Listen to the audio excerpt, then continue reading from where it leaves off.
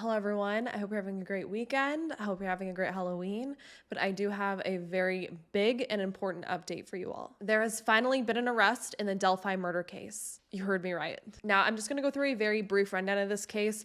Very brief. There is so much information on this case. It's very detailed.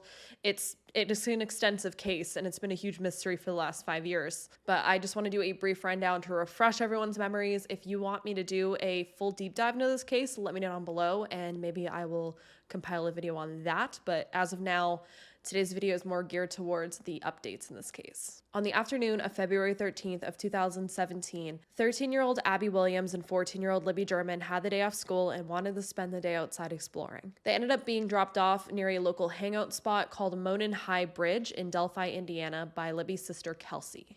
But later that day, when a parent went to pick up the girls, they were nowhere to be found, and they ended up being reported missing.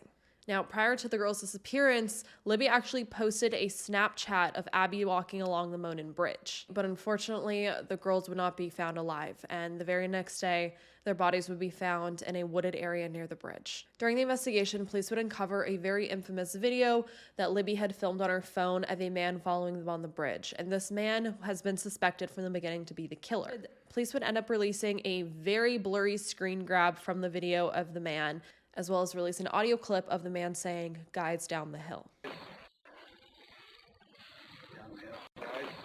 There would also be 2 sketches made of the suspect, which have been very controversial because people say they look nothing alike and they look like 2 completely different people.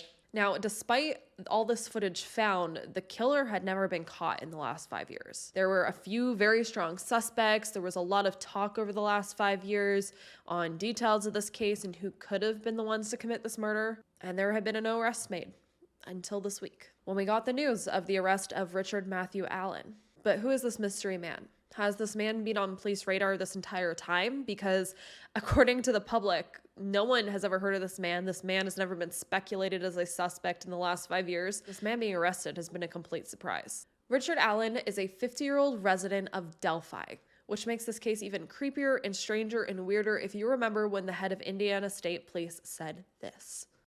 Directly to the killer who may be in this room. We believe you are hiding in plain sight. For more than 2 years, you never thought we would shift gears to a different investigative strategy, but we have. We likely have interviewed you or someone close to you. We know that this is about power to you. And you want to know what we know. And one day, you will.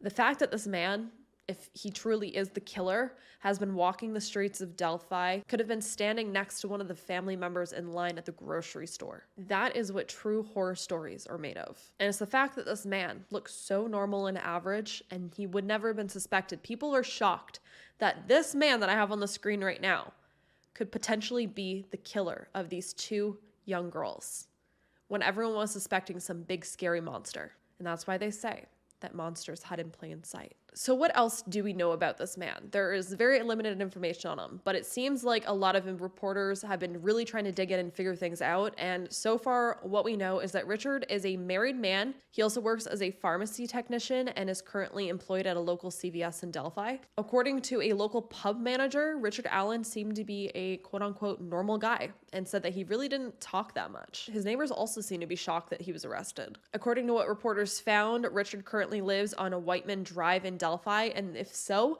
this home is only 5 minutes from Monon High Bridge.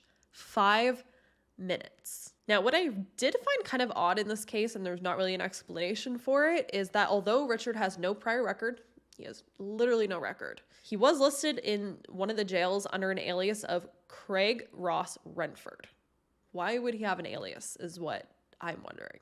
Also, according to neighbors, police were seen digging up around a fire pit in the backyard of Richard Allen about a week before he was arrested, which means that clearly police were looking into this man before this arrest. It wasn't just like all of a sudden, like today, like, hi, I'm arresting you. Clearly there's been something going on, at least for the last week. Now, from doing a scan online, It seems like a lot of people who have followed this case for years and years since it happened even are really skeptical about this arrest. And I can understand that. There has been so many suspects in this case that have just flopped, that have never been arrested, never been charged, nothing's happened, that seem to be like really, really good candidates for this murder.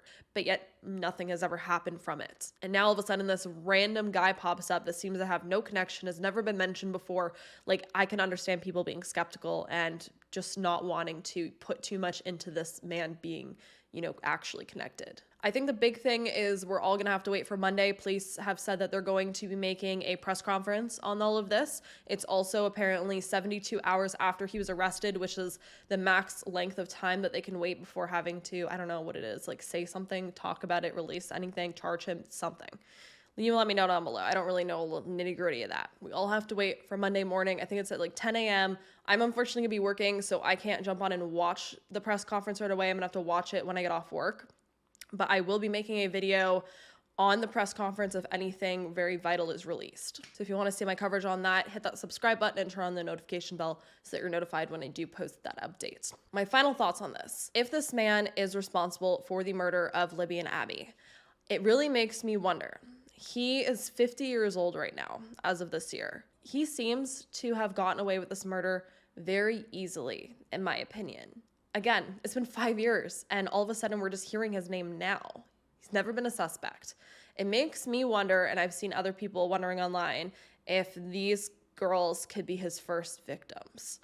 Because it just seems so strange that someone at that age would commit a crime that was this kind of sophisticated in a way where he wasn't caught for this long. So it's really making people wonder, myself included, if he may have other victims out there, if he truly is a killer. If he is, because he hasn't been charged with anything yet. He's just been arrested. Nothing's even come out to say why he is a suspect. So we will just have to wait for that Monday press conference.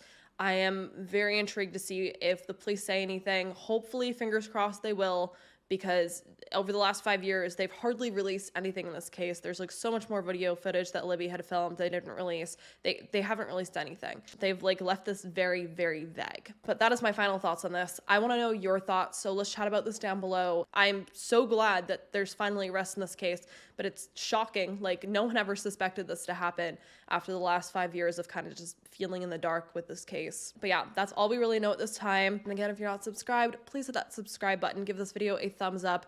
It really helps me be able to continue to make videos like this and spread the word on these cases. With that, I hope you all stay safe out there, and I will see you in the next video. Bye.